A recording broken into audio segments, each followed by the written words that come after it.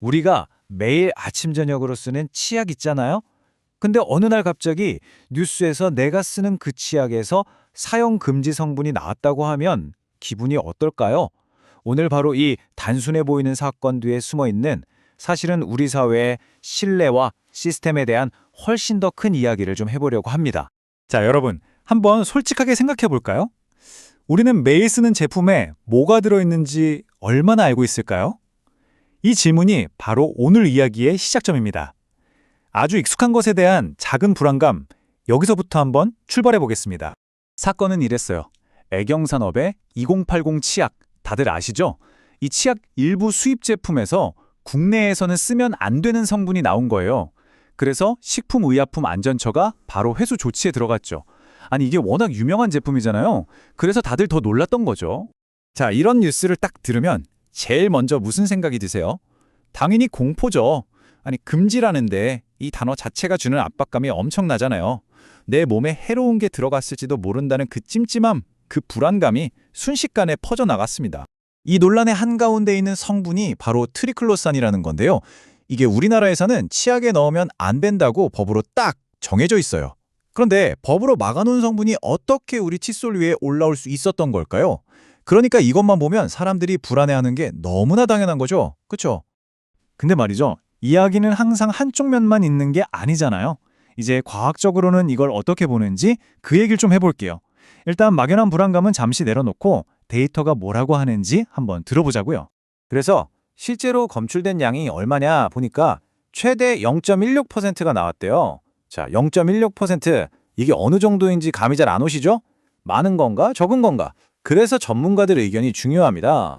그래서 식약처가 전문가들한테 물어봤더니 결론은 이 정도 양으로는 몸에 해로울 가능성이 낮다는 거였어요. 실제로 어떤 나라에서는 이 정도는 써도 괜찮다고 허용하기도 하거든요. 여기서부터 뭔가 좀 복잡해지죠? 맞아요. 바로 이 질문이 나올 수밖에 없어요. 아니, 한쪽에서는 법으로 금지된 거다 이러고 다른 쪽에서는 괜찮다, 안전하다고 하니 소비자 입장에서는 너무 헷갈리는 거죠. 대체 위험하다는 건지 안전하다는 건지.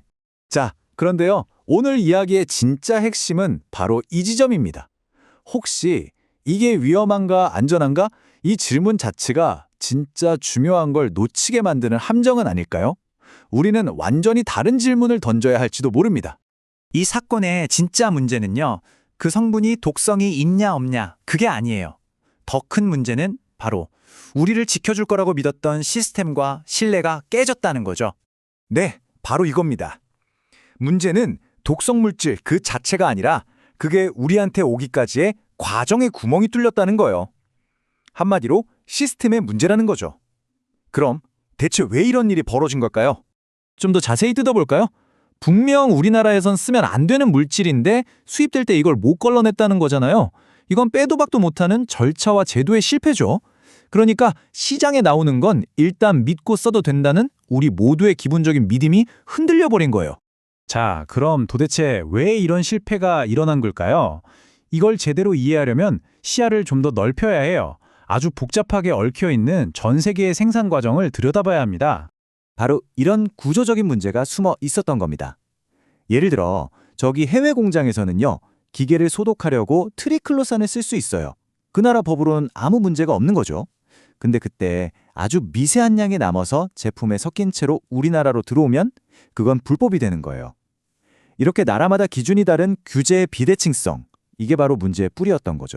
그러니까 이걸 그냥 어떤 회사 하나가 실수했네 하고 끝낼 문제가 아니라는 겁니다. 전 세계가 얽혀서 물건을 만드는 지금 이런 문제는 언제 어디서든 또 터질 수 있는 아주 구조적인 문제라는 뜻이에요. 자, 그럼 어떻게 해야 할까요? 해결책은 뭘까요? 문제만 이야기하고 끝낼 순 없죠. 이제 좀 더 현실적인 대안을 찾아볼 시간입니다. 그저 무서워 하거나 괜찮아 하는 게 아니라 훨씬 더 똑똑한 방법이 필요해요. 안전은 공짜가 아니죠. 당연히 비용이 들어갑니다. 이 그래프를 한번 보세요. 검사를 대충 하면 돈은 아끼겠지만 위험은 커지겠죠. 반대로 들어오는 모든 제품을 하나하나 다 검사한다? 물론 안전하겠지만 그 돈은 다 어디서 나올까요? 결국 제품 가격이 오르고 소비자인 우리가 부담하게 될 거예요. 그래서 이 양극단 사이에서 균형을 잡는 세 번째 길, 바로 리스크 기반 시스템이라는 게 중요해지는 겁니다. 그럼 리스크 기반 접근법이라는 게 대체 뭐냐? 간단히 말해서 모두에게 똑같은 힘을 쓰는 게 아니고요. 일단 공급업체들의 과거 기록이나 생산 과정을 쫙 분석해서 위험 등급을 매기는 거예요. 그리고 나서 여기는 좀 위험해 보이는데 하는 고위험군의 검사 인력과 자원을 집중하는 거죠. 더 나아가서는 아예 해외 공장이랑 협력해서 우리 기준을 미리 알려주고 맞춰나가는 노력도 필요하고요. 이게 훨씬 더 효율적이고 현실적인 방법 아니겠어요? 바로 여기서 우리의 생각을 한번 바꿔볼 필요가 있어요. 안전의 목표가 위험 0%, 즉 제로 리스크가 되어서는 안 된다는 겁니다. 사실 그건 불가능에 가깝거든요. 대신에 위험을 우리가 감당할 수 있는 수준까지 낮추고 그걸 아주 똑똑하게 관리하는 세상. 이게 우리가 추구해야 할 진짜 현실적인 목표라는 거죠. 결국 이 작은 치약 하나에서 시작된 사건이 우리에게 아주 근본적인 질문을 던지고 있는 셈입니다. 모든 것이 연결된 이 글로벌 시대에 우리가 말하는 안전이란 과연 뭘까요? 아예 존재하지 않는 제로 리스크라는 환상일까요? 아니면 위험이 존재한다는 걸 인정하고 그걸 현명하게 관리해나가는 지혜일까요?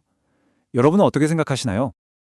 재미있게 보셨다면 구독, 좋아요, 알림 설정까지 꼭 눌러주세요.